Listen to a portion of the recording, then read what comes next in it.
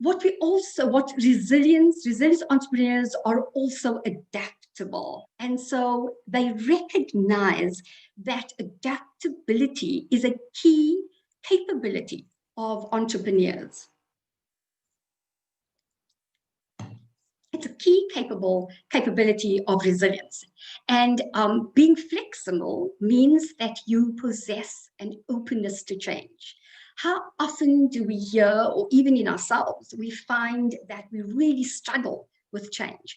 I am someone that actually finds change, I adapt to change quite easily, and simply because I have moved probably around 13 times in my life, from Cape Town to New York, from New York to San Francisco, Johannesburg, Pretoria, Bloemfontein. Yes, so I am used to change.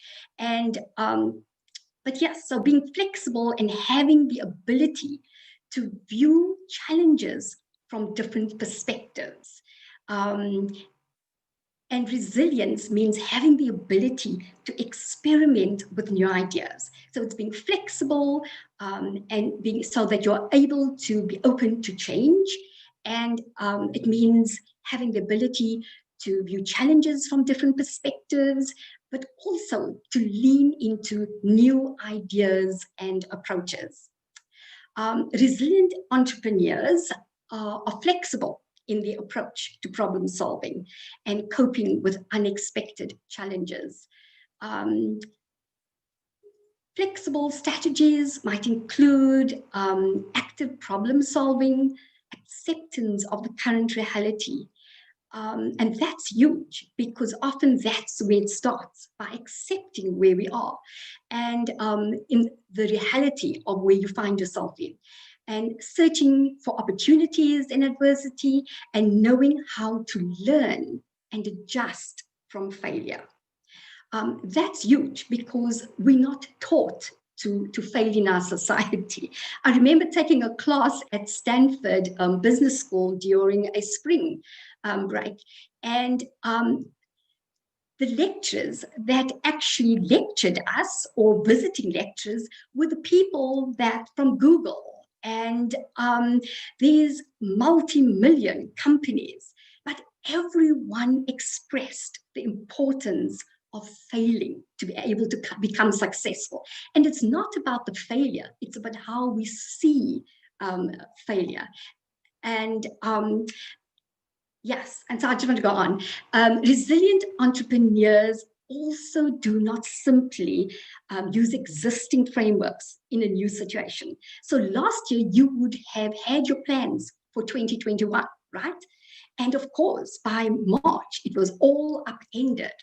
Could you use those same plans of the previous year? And I bet not.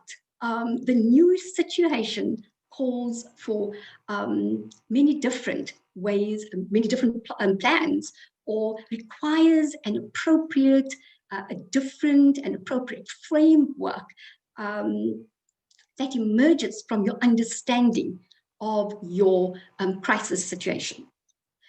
Resilient entrepreneurs also have a learning agility that enables them to course correct quickly.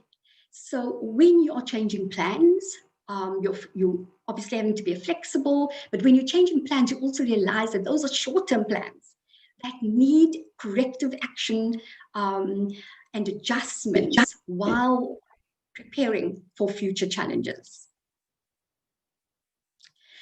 So I was wondering if I could invite you to reflect on a crisis situation, and doesn't have to be lockdown, but you could use that. What options and alternatives were available to you?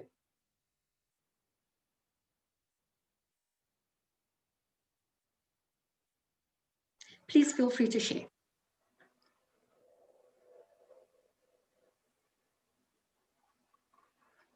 I think, Grace, if I can maybe share some observations which we had,